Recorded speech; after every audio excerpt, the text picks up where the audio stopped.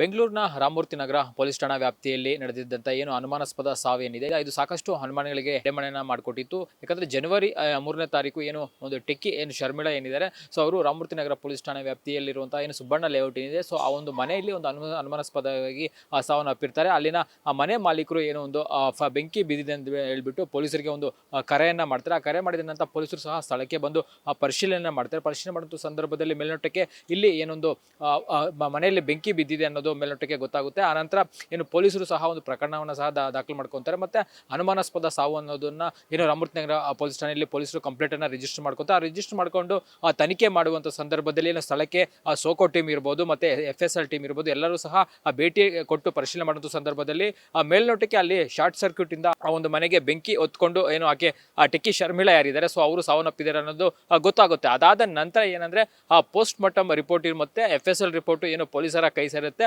ಅಲ್ಲಿ ಏನು ಆ ಮಹಿಳೆ ಯಾರಿದ್ದಾರೆ, ಸೊ ಅವರನ್ನ ಕೊಲೆ ಮಾಡಿದ್ದಾರೆ ಅನ್ನೋದು ಮೇಲ್ನೋಟಕ್ಕೆ ಒಂದು ಪೊಲೀಸರ ತನಿಖೆ ವೇಳೆ ಒಂದು ಸ್ಫೋಟಕವಾದ ಒಂದು ಮಾಹಿತಿ ಗೊತ್ತಾಗುತ್ತೆ. ಅದಾದ ನಂತರ ಯಾರು ಈ ಒಂದು ಕೊಲೆ ಮಾಡಿದ್ದಾರೆ ಏನು ಅನ್ನೋದ್ರ ಬಗ್ಗೆ ಸ್ಥಳೀಯ ರಾಮಮೂರ್ತಿ ನಗರ ಪೊಲೀಸರು ಒಂದು ಪ್ರಕರಣ ದಾಖಲಿಸಿಕೊಂಡು ತನಿಖೆಯನ್ನ ಮಾಡುವಂತ ಸಂದರ್ಭದಲ್ಲಿ ಏನು ಅಲ್ಲಿನ ನೆರೆ ಹೊರೆಯ ಆದಂತಹ ಒಬ್ಬ ಟೆಕ್ಕಿ ಅಂದ್ರೆ 18 ವರ್ಷದ ಏನು ಆ ಯುವಕ ಏನಿದೆ, PUC ಓದ್ತಾ ಇದ್ದಂತ ಯುವಕ ಏನಿದೆ, ಸೊ ಆತನೇ ಈ ಒಂದು ಪ್ರಕರಣದಲ್ಲಿ ಏನು ಆ ಟೆಕ್ಕಿ ಶರ್ಮಿಳಾರನ್ನ ಕೊಲೆ ಮಾಡಿರೋದಾಗಿ ಮೇಲ್ನೋಟಕ್ಕೆ ಗೊತ್ತಾಗುತ್ತೆ. ಯಾಕಂದ್ರೆ ಕಳೆದ 2 ತಿಂಗಳಿಂದನೂ ಸಹ ಏನು ಆ ಟೆಕ್ಕಿ ಶರ್ಮಿಳಾ ಯಾರಿದ್ದಾರೆ, ಸೊ ಅವರು ಒಂದು ಮನೆಯಲ್ಲಿ ಆ ಪಕ್ಕದ ಏನು ಯುವಕ ವಾಸವಾಗಿದ್ದಂತಹ ಮನೆಯ ಪಕ್ಕದಲ್ಲಿ ಅವರು ಸಹ ವಾಸವಾಗಿರ್ತಾರೆ. ಆ ನಂತರ ಏನು ಆಕೆ ಏನು ಪ್ರತಿದಿನನೂ ಸಹ ಏನು ಆ ಒಂದು ಟೆಕ್ಕಿ ಯಾರಿದ್ದಾರೆ ಶರ್ಮಿಳಾ ಅವರು ಗಿಡಗಳಿಗೆ ನೀರು ಹಾಕಕ್ಕೆ ಒಂದು ಬರ್ತಾ ಇರ್ತಾರೆ. ಆ ಒಂದು ಸಂದರ್ಭದಲ್ಲಿ ಆತನು ಸಹ ಏನು ಆ ಮೇಲ್ಗಡೆ ಏನು ತಮ್ಮ ಮಹಡಿಯ ಮೇಲೆ ಎಂದು ಸ್ಟಡಿ ಮಾಡ್ಕೊಳ್ಳಕ್ಕೆ ಅಂತ ಮೇಲೆ ಹೋಗಿರ್ತಾನೆ. ಆ ಒಂದು ಸಂದರ್ಭದಲ್ಲಿ ಇಬ್ರು ಸಹ ನೋಡ್ಕೊಂಡಿರ್ತಾರೆ. ಮತ್ತೆ ಟೆಕ್ಕಿನೂ ಸಹ ಏನು ಆತನನ್ನ ನೋಡಿರ್ತಾರೆ. ಮತ್ತೆ ಯಾರು ಆರೋಪಿ ಯಾರಿದ್ದಾರೆ ಈಗ ಕರ್ನಲ್ ಕುರೈ ಯಾರಿದ್ದಾರೆ, ಸೊ ಅವರು ಸಹ ಏನು ಆ ಟೆಕ್ಕಿಯನ್ನ ನೋಡಕ್ಕೆ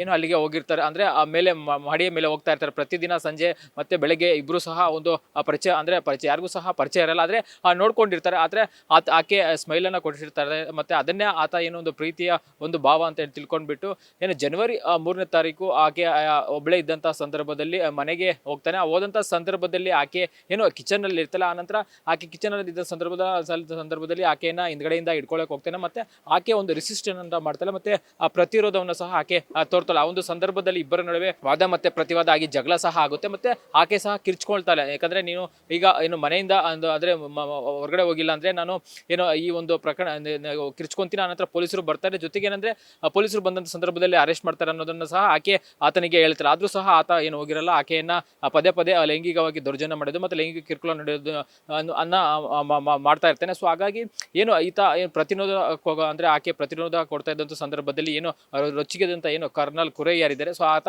ಮನೆಯಲ್ಲೇ ಇದ್ದಂತ ಚಾಕುವಿನಿಂದ ಆಕೆಯ ಕುತ್ತಿಗೆ ಭಾಗಕ್ಕೆ ಮೊದಲು ಚಾಕುವಿನಿಂದ ಒಂದು ಹಲ್ಲೆಯನ್ನ ಮಾಡ್ತಾನೆ. ಮತ್ತೆ ಚಾಕುವನ್ನ ತೆಗೆದುಕೊಂಡು ಆಕೆ ಕುತ್ತಿಗೆಗೆ ಕಟ್ ಮಾಡ್ತಾನೆ. ಆನಂತರ ಆಕೆ ರಕ್ತದ ಮಡುವಿನಲ್ಲಿ ಅಲ್ಲೇ ಬಿದ್ದಿರ್ತಾಳೆ. ಮತ್ತೆ ಆ ಪ್ರಾಣನೂ ಸಹ ಇರುತ್ತೆ. ಆದ್ರೆ ಸಂದರ್ಭದಲ್ಲಿ ನಂತರ ಏನು ಆಕೆಯನ್ನ ಬಿಟ್ಟೋದ್ರೆ ಏನಾದ್ರು ಯಾರಿಗಾದ್ರೂ ಕರೆ ಮಾಡ್ತಾಳೆ. ಮತ್ತೆ ಪೊಲೀಸರು ಬಂದು ನನ್ನ ಅರೆಸ್ಟ್ ಮಾಡ್ತಾರೆ ಅನ್ನೋ ನಿಟ್ಟಿನಲ್ಲಿ ಏನು ಆಕೆಯ ಮೊಬೈಲನ್ನ ಸಹ ತೆಗೆದುಕೊಂಡು ಸಹ ಆತ ಅಲ್ಲಿಂದ ಎಸ್ಕೇಪ್ ಆಗಕ್ಕೆ ಪ್ಲಾನ್ ಮಾಡ್ತಾರೆ. ನಂತರ ಆಕೆಯ ಬಾಡಿ ಏನು ಕಿಚನ್ ಅಲ್ಲಿ ಇರುತ್ತೆ, ಆ ಕಿಚನ್ ಅಲ್ಲಿ ಇದ್ದಂತಹ ಬಾಡಿಯನ್ನ ಮತ್ತೆ ಆಕೆಯ ಮೃತದೇಹವನ್ನ, ಆಕೆ ಪ್ರಾಣನೂ ಸಹ ಇರುತ್ತೆ, ಅದನ್ನ ತೆಗೆದುಕೊಂಡು ಬಂದು ಏನು ಆ ಬೆಡ್ರೂಮ್ ನಲ್ಲಿ ಹಾಕ್ತಾನೆ. ಬೆಡ್ರೂಮ್ ನಲ್ಲಿ ಹಾಕಿ ಅಲ್ಲಿ ಸಾಕ್ಷ್ಯನ ನಷ್ಟಪಡಿಸುವ ಉದ್ದೇಶದಿಂದ ಆತ ಏನು ಮನೆಯಲ್ಲಿದ್ದಂತಹ ಬೆಡ್ರೂಮ್ ಇರ್ಬೋದು ಮತ್ತೆ ಬೆಡ್ಗೆಲ್ಲ ಮಂಚಕ್ಕೆಲ್ಲನೂ ಸಹ ಒಂದು ಬೆಂಕಿಯನ್ನ ಹಚ್ತಾನೆ. ಆನಂತರ ಏನು ಬೆಂಕಿ ಹತ್ತುಕೊಂಡು ಸುಮಾರು ರಾತ್ರಿ ಜನವರಿ 3ನೇ ತಾರೀಕು ರಾತ್ರಿ ಒಂದು ಸುಮಾರು 9 ಗಂಟೆಯಿಂದ 10 ಗಂಟೆ ಸಮಯದಲ್ಲಿ ಈ ರೀತಿ ಬೆಂಕಿ ಹೊತ್ಕೊಳ್ಳುತ್ತೆ. ಆನಂತರ ಮಾಲೀಕರು ಏನು ಫೈರ್ಗೆ ಕಾಲ್ ಮಾಡ್ತಾರೆ. ಆನಂತರ ಅಗ್ನಿಶಾಮಕ ದಳದ ಸಿಬ್ಬಂದಿಗಳು ಬಂದು ಅದನ್ನ ಆರಿಸ್ತಾರೆ. ಅಷ್ಟೊತ್ತಿಗಾಗಲೇ ಏನು ಟೆಕ್ಕಿ ಶರ್ಮಿಳಾ ಯಾರಿದ್ದಾರೆ, ಸೊ ಅವರು ಅರ್ಧಂಬರ್ಧ ಸುತ್ತಾಗಿರುತ್ತೆ. ನಂತರ ಆಕೆಯನ್ನ ಆಸ್ಪತ್ರೆಗೂ ಸಹ ಅಲ್ಲಿನ ಸ್ಥಳೀಯರು ಮತ್ತೆ ಎಲ್ಲರೂ ಸಹ ಸಾಗಿಸ್ತಾರೆ. ಆದ್ರೆ ಆಕೆ ಒಂದು ಚಿಕಿತ್ಸೆ ಫಲಕಾರಿಯಾಗಿದೆ, ಒಂದು ಆಸ್ಪತ್ರೆಯಲ್ಲಿ ಮೃತಪಡ್ತಾರೆ. ಆನಂತರ ಪೊಲೀಸರು ಇರ್ಬೋದು, ಮತ್ತೆ ಸೋಕೋ ಟೀಮ್ ಇರ್ಬೋದು, ಮತ್ತೆ FSL ತಂಡಗಳು ಬಂದು ಸ್ಥಳಕ್ಕೆ ಭೇಟಿಯನ್ನು ಕೊಟ್ಟು ಸಂಪೂರ್ಣವಾದಂತಹ ಒಂದು ಮಾಹಿತಿಯನ್ನ ಕಲೆ ಆಗುತ್ತೆ. ಆನಂತರ ಪೊಲೀಸರಿಗೂ ಸಹ ಒಂದು ಡೌಟ್ ಬರುತ್ತೆ ಈ ಒಂದು ಪ್ರಕರಣದಲ್ಲಿ. ಯಾಕಂದ್ರೆ ಆ ಟೆಕ್ಕಿ ಆಗಿರ್ತಾಳೆ, ಮತ್ತೆ ಆಕ್ಸೆಂಚರ್ ಕಂಪನಿಯಲ್ಲಿ ಕೆಲಸವನ್ನ ಮಾಡ್ತಾ ಇರ್ತಾಳೆ, ಮತ್ತೆ ಸಾಕಷ್ಟು ಲ್ಯಾಪ್ಟಾಪ್ ಇರ್ಬೋದು, ಮತ್ತೆ ಮೊಬೈಲ್ ಫೋನ್ ಅನ್ನ ಸಹ ಇರುತ್ತೆ ಅನ್ನೋದನ್ನು ಪೊಲೀಸರಿಗೂ ಸಹ ಒಂದು ಗೊತ್ತಿರುತ್ತೆ. ಆದ್ರೆ ಆಕೆ ಮೊಬೈಲ್ ಫೋನ್ಗೆ ಒಂದು ಕರೆ ಮಾಡುವಂತ ಸಂದರ್ಭದಲ್ಲಿ ಆಕೆ ಮೊಬೈಲ್ ಫೋನ್ ಸಹ ಸ್ವಿಚ್ ಆಫ್ ಆಗಿರುತ್ತೆ. ಮತ್ತೆ ಪೊಲೀಸರು ಸಹ ಮೇಲ್ನೋಟಕ್ಕೆ ಆ ಮೊಬೈಲ್ ಫೋನ್ ಸಹ ಒಂದು ಬೆಂಕಿಯಲ್ಲಿ ಏನು ಸುಟ್ಟೋಗಿದೆ ಅಂತ ಒಂದು ಅನ್ಕೊಂಡಿರ್ತಾರೆ. ಆದ್ರೆ ಆಕೆಯ ಮೊಬೈಲ್ ಕಳೆದ 3 ದಿನ ಘಟನೆ ಆದ 3 ದಿನಗಳ ನಂತರ ಮೊಬೈಲ್ ಏನು ಸ್ವಿಚ್ ಆನ್ ಆಗುತ್ತೆ. ಆನಂತರ ಮೊಬೈಲ್ ಲೊಕೇಶನ್ ಟವರ್ ಆಧಾರ ಮಾಡ್ತಾರೆ. ಆನಂತರ ಆ ಮೊಬೈಲ್ ಏನು ಈತನ ಬಳಿ ಇರೋದು ಗೊತ್ತಾಗುತ್ತೆ. ಆನಂತರ ಆ ಮೊಬೈಲ್ ಟವರ್ ಆಧರಿಸಿ ಏನು ಆತನನ್ನ ವಶಕ್ಕೆ ಪಡೆದುಕೊಂಡು ಒಂದು ವಿಚಾರಣೆ ಮಾಡುವಂತ ಸಂದರ್ಭದಲ್ಲಿ ಆತ ಏನು ನಾನು ಆಕೆಯನ್ನ ಪ್ರೀತಿ ಮಾಡ್ತಾ ಇದ್ದೆ ಮತ್ತೆ ಆಕೆಯನ್ನ ನೋಡ್ತಾ ಇದ್ದೆ, ಜೊತೆಗೆ ಏನಂದ್ರೆ ಆಕೆ ಮೇಲೆ ಇಷ್ಟಪಟ್ಟಿದ್ದೆ ಅಂತ ಏನು ಸಹ ಹೇಳ್ತಾರೆ. ಸೊ ಹಾಗಾಗಿ ಅವತ್ತು ಜನವರಿ 3ನೇ ತಾರೀಕು ಆಕೆಯ ಸ್ನೇಹಿತೆ ಕೋಲ್ಕತ್ತಾದ ಊರಿಗೆ ಹೋಗಿರ್ತಾಳೆ. ಆಕೆ ಒಬ್ಳೇ ಇರೋದು ನನಗೆ ಗೊತ್ತಾಗುತ್ತೆ. ಆನಂತರ ನಾನು ಹೋಗ್ಬಿಟ್ಟು ಆಕೆಗೆ ಹಿಂದ್ಗಳಿಂದ ಹಿಡ್ಕೊಳ್ತೀನಿ. ಆನಂತರ ಇಬ್ಬರ ನಡುವೆ ಜಗಳ ಆಗುತ್ತೆ. ಜಗಳ ಆದ ನಂತರ ಏನು ಈ ರೀತಿ ಗಲಾಟೆ ಜೋರಾಗುತ್ತೆ. ಆಗ ಏನು ಆಕೆ ನನಗೆ ಒಂದು ಬೆದರಿಕೆ ಆಗ್ತಾಳೆ, ಮತ್ತೆ ನಾನು ಪೊಲೀಸರಿಗೆ ಕರೆ ಮಾಡ್ತೀನಿ ಅಂತ ಸಹ ಹೇಳ್ತಾರೆ. ಹಾಗಾಗಿ ನಾನು ಆಕೆಯನ್ನ ಕೊಲೆ ಮಾಡಿದ್ದೀನಿ ಅನ್ನೋದನ್ನ ಆತ ಹೇಳ್ತಾನೆ. ಸೊ ಹಾಗಾಗಿ ಆ ಪೊಲೀಸರು ಏನು ಈತನನ್ನ ಈಗಾಗಲೇ ಯಾರು ಕರ್ನಲ್ ಕುರೆ ಯಾರಿದ್ದಾನೆ ಆತನನ್ನ ವಶಕ್ಕೆ ಪಡೆದುಕೊಂಡು ಕಳೆದ 3 ದಿನಗಳಿಂದ ತೀವ್ರವಾಗಿ ವಿಚಾರಣೆ ಮಾಡ್ತಾ ಇರುವಂತದ್ದು. ಮತ್ತೆ ಈತ ಏನು ಸೆಕೆಂಡ್ PUC ವ್ಯಾಸಂಗ ಮಾಡ್ತಾ ಇರ್ತಾನೆ. ಮತ್ತೆ ಆಕೆ ಏನು 36 ವರ್ಷದ ಟೆಕ್ಕಿ ಆಗಿರ್ತಾಳೆ. ಮತ್ತೆ ಸ್ನೇಹಿತೆ ಜೊತೆ ಆ ಒಂದು ರಾಮಮೂರ್ತಿ ನಗರದ ಪೊಲೀಸ್ ಠಾಣೆ ಏನು ವ್ಯಾಪ್ತಿ ಬರುತ್ತೆ, ಸೊ ಅಲ್ಲಿ ವಾಸ ಮಾಡ್ತಾ ಇರ್ತಾರೆ. ಮತ್ತೆ ಆಕ್ಸೆಂಚರ್ ಕಂಪ್ನಿಯಲ್ಲಿ ಆಕೆ ಒಂದು ಕೆಲಸವನ್ನ ಮಾಡ್ತಾ ಇರ್ತಾಳೆ. ಕಳೆದ 2 ವರ್ಷಗಳಿಂದ ಏನು ಆಕೆ ಕೆಲಸ ಮಾಡಿಕೊಂಡು ಬೆಂಗಳೂರಿನಲ್ಲಿ ಜೀವನವನ್ನ ಮಾಡ್ತಾ ಇರ್ತಾರೆ. ನಂತರ ಮೂಲತಃ ಏನು ಮಂಗಳೂರಿನವರಾಗಿದ್ದು ಬೆಂಗಳೂರಿಗೆ ಬಂದು ಕೆಲಸವನ್ನ ಮಾಡ್ಕೊಂಡಿರ್ತಾರೆ. ಪ್ರತಿನಿತ್ಯ ಆಕೆ ಕೆಲಸಕ್ಕೆ ಹೋಗುವ ಮುನ್ನ ತನ್ನ ಮನೆ ಮಹಡಿಯಲ್ಲಿದ್ದಂತಹ ಗಿಡಗಳಿಗೆ ನೀರನ್ನು ಹಾಕ್ತಾ ಇರ್ತಾಳೆ. ಮತ್ತೆ ಅದೇ ಸಂದರ್ಭದಲ್ಲಿ ಯಾರು ಈತ ಆರೋಪಿ ಇದ್ದಾನೆ ಆತ ಏನು ಬಂದು ಸಹ ಬುಕ್ಕಿದ್ಕೊಂಡು ಓದೋಕೆ ಅಂತ ಆತ ಬರ್ತಾನೆ. ಆ ಒಂದು ಸಂದರ್ಭದಲ್ಲಿ ಏನು ಇಬ್ಬರು ಅಂದ್ರೆ ಆಕೆಯ ಮೇಲೆ ಆಕೆಯ ಮೇಲೆ ಮನಸ್ಸನ್ನ ಮಾಡ್ತಾನೆ. ಜೊತೆಗೆ ಆಕೆ ಮೇಲೆ ಕಣ್ಣಿಟ್ಟು ಮತ್ತೆ ನಿಗಾವನ್ನ ಇಟ್ಕೊಂಡು ಆತ ಮಾಡ್ತಾ ಇರ್ತಾನೆ. ಈ ಒಂದು ಸಂದರ್ಭದಲ್ಲಿ ಏನು ಆತ ಏನು ಮಾಡ್ತಾನೆ ಅಂದ್ರೆ ಆಕೆಯನ್ನು ಇಷ್ಟಪಡ್ತಾನೆ. ಆದ್ರೆ ಏನು ಆತ ಒಂದು ಒನ್ ಸೈಡ್ ಲವ್ ಆಗಿರುತ್ತೆ, ಆತ ಹೇಳ್ಕೊಂಡಿರಲ್ಲ. ಹಾಗಾಗಿ ಏನು ಈ ಒಂದು ಪ್ರಕರಣದಲ್ಲಿ ಸದ್ಯಕ್ಕೆ ಇದೀಗ ಏನು ಪೊಲೀಸರು ಕರ್ನಲ್ ಕುರೆ ಯಾರಿದ್ದಾರೆ ಸೊ ಆತನನ್ನ ಬಂಧಿಸಿರುವಂಥದ್ದು ಮತ್ತೆ ಹೆಚ್ಚಿನ ವಿಚಾರಣೆ ಮಾಡ್ತಾರೆ. ಮತ್ತೆ ಇದರಲ್ಲಿ ಮೇಲ್ನೋಟಕ್ಕೆ ಪೊಲೀಸರು ಸಹ ಒಂದು ಇನ್ಸಿಡೆಂಟ್ ಆದಂಥ ಸಂದರ್ಭದಲ್ಲಿ ಏನು ಸ್ಥಳಕ್ಕೆ ಏನು ಹೋಗ್ತಾರೆ, ಆ ಒಂದು ಸಂದರ್ಭದಲ್ಲಿ ಪೊಲೀಸರು ಸಹ ಗೊತ್ತಾಗೋದಿಲ್ಲ ಇದೊಂದು ಕೊಲೆ ಅಂತ. ನಂತರ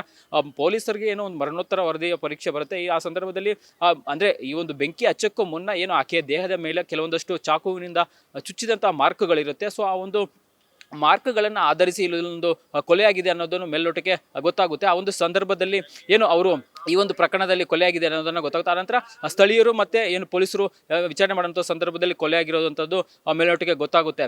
ಸೊ ಇದೀಗ ಸದ್ಯಕ್ಕೆ ಪೊಲೀಸರು ಏನು ಈ ಒಂದು ಪ್ರಕರಣದಲ್ಲಿ ಏನಂದ್ರೆ ಕರ್ನಲ್ ಕುರೆ ಯಾರಿದ್ದಾನೆ ಸೊ ಆತನನ್ನ ಬಂಧಿಸಿ ಹೆಚ್ಚಿನ ತನಿಖೆಯನ್ನ ಮಾಡ್ತಾ ಇರುವಂಥದ್ದು. ಯಾಕಾಗಿ ಈ ಒಂದು ಕೊಲೆ ಮಾಡಿದ್ದಾರೆ ಮತ್ತೆ ಈ ಕೊಲೆಯ ಹಿಂದಿನ ಉದ್ದೇಶ ಏನಾದರೂ ಬೇರೆ ಇದೆಯಾ ಏನು ಅನ್ನೋದ್ರ ಬಗ್ಗೆ ಆ ತನಿಖೆಯನ್ನು ಮಾಡ್ತಾ ಇದ್ದಾರೆ. ಮತ್ತೆ ಆ ಟೆಕ್ನಿಕಲ್ ಅನಾಲಿಸಿಸ್ ಮತ್ತೆ ಇದರಲ್ಲಿ ಪ್ರಮುಖವಾಗಿ ಏನಂದ್ರೆ ಆಕೆಯ ಮೊಬೈಲ್ ಫೋನ್ ಕಾಣೆಯಾಗಿರುತ್ತೆ. ಆನಂತರ 3 ದಿನಗಳ ಆದ ನಂತರ ಮೊಬೈಲ್ ಫೋನು ಏನು ಸ್ವಿಚ್ ಆನ್ ಆಗಿರುತ್ತೆ. ಆ ಒಂದು ಸಂದರ್ಭದಲ್ಲಿ ಏನು ಮೊಬೈಲ್ ಫೋನ್ ಯಾರ ಬಳಿ ಇರುತ್ತೆ ಆತನನ್ನ ವಶಕ್ಕೆ ಪಡೆದುಕೊಂಡು ವಿಚಾರಣೆ ಮಾಡುವಂಥ ಸಂದರ್ಭದಲ್ಲಿ ಆತ ಈ ಘಟನೆ ಎಲ್ಲ ಮಾಹಿತಿಯನ್ನ ಪೊಲೀಸರ ಮುಂದೆ ವಿಚಾರಣೆಗೆ ಆತನನ್ನ ವಶಕ್ಕೆ ಪಡೆದುಕೊಂಡು ವಿಚಾರಣೆ ಮಾಡುವಂಥ ಸಂದರ್ಭದಲ್ಲಿ ಆತ ಏನು ಸಂಪೂರ್ಣವಾದ ನಡೆದ ಮಾಹಿತಿಯನ್ನು ಎಲ್ಲನೂ ಸಹ ಆತ ಕೊಡ್ತಾನೆ. ಮತ್ತೆ ಆತ ಏನು ಆರೋಪಿ ಯಾರು ಕರ್ನಲ್ ಕುರೆ ಯಾರಿದ್ದಾನೆ ಆತ ಒಂದು ಆಕೆಯ ಮನೆಗೆ ಯಾವ ರೀತಿ ಹೋಗ್ತಾನೆ ಅಂದ್ರೆ ಒಂದು ಸ್ಲೈಡಿಂಗ್ ಡೋರ್ ಇರುತ್ತೆ ವಿಂಡೋದು, ಆ ಒಂದು ವಿಂಡೋ ಮೂಲಕ ಹೋಗಿ ಆಕೆ ಕಿಚನ್ ಅಲ್ಲಿ ಇರ್ತಾಳೆ. ಆ ಕಿಚನ್ ಅಲ್ಲಿ ಇದ್ದಂಥ ಸಂದರ್ಭದಲ್ಲಿ ಹೋಗ್ಬಿಟ್ಟು ಆಕೆಗೆ ಆತ ಒಂದು ಹಗ್ಗನ್ನ ಮಾಡ್ಕೊಂಡಿರ್ಬೋದು ಮತ್ತೆ ಪ್ರಯತ್ನ ಮಾಡ್ತಾನೆ. ಈ ಒಂದು ಸಂದರ್ಭದಲ್ಲಿ ಆಕೆ ರಿಸ್ಟ್ರಿನ್ ಏನ್ ಮಾಡ್ತಾಳೆ ಆ ಒಂದು ಸಂದರ್ಭದಲ್ಲಿ ಕೊಲೆ ಮಾಡಿರೋದಾಗಿ ಆತ ಒಪ್ಕೊಂಡಿರುವಂಥ. ಸದ್ಯಕ್ಕೆ ರಾಮಮೂರ್ತಿ ನಗರ ಪೊಲೀಸರು ಆತನನ್ನ ಬಂಧಿಸಿ ಹೆಚ್ಚಿನ